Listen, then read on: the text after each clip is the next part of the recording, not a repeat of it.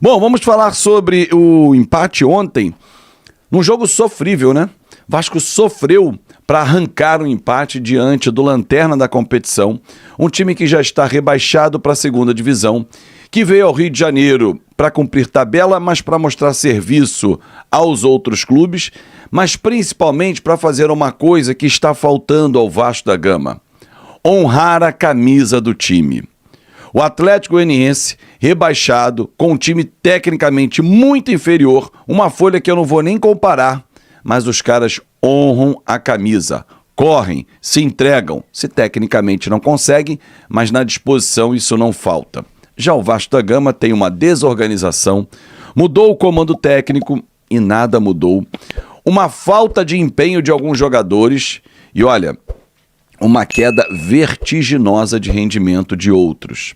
Talvez isso explique o fato do Vasco ter despencado no campeonato nacional. O Vasco hoje, ele é 10º colocado na tabela de classificação, mas tem que torcer contra adversários. Ah, não corre risco de rebaixamento. Ok, mas isso a gente já nem poderia pensar no Vasco da Gama para essa temporada, pela folha que tem, pelos investimentos que foram feitos. Agora, alguns jogadores seguem devendo e muito. Só que ao invés de abrir falando quem deve, eu vou falar quem foi bem. Por exemplo, o Maxime entrou bem no jogo, o Alex Teixeira entrou bem na partida. Payet teve lampejos. Como é a temporada do Payet? De lampejos. Qual foi o lance que ele apareceu, que ele decidiu, que ele bateu no gol? Falta isso. Falta esse algo a mais. Esse tesão pela vitória, esse sentimento de revolta quando perde.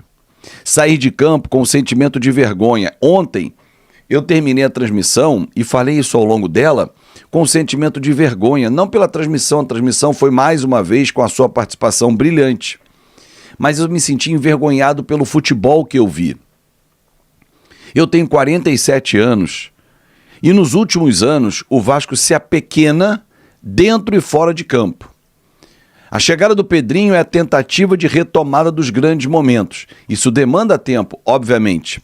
Só que dentro de campo existem jogadores que já foram grandes nas suas carreiras e não podem se apequenar. Eles têm o papel importantíssimo de tirar o Vasco dessa situação, mas não estão fazendo.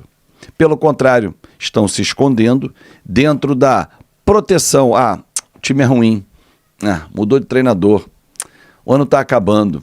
Cada hora tem uma desculpa. Quando acabam as desculpas, o sucesso vem, os resultados aparecem. Mas o Vasco, ultimamente, não só esse ano, mas nos últimos anos, só vem dando desculpa ou pedindo desculpas ao seu torcedor. E isso enche o saco. Isso enche o saco. Resta a Sul-Americana, que para o Vasco nesse momento, não é que seja prêmio de consolação, torcedor, ou se contentar com pouco, mas é do tamanho que pode ser feito o investimento para o ano que vem. Ah, mas se tivesse a 777, se tivesse o grego, se tivesse o árabe, não importa quem. Hoje, qual é a realidade do Vasco? Hoje, não tem um investidor, não tem um sócio nesse momento. Tem que desonerar a folha tem que cair para o ano que vem.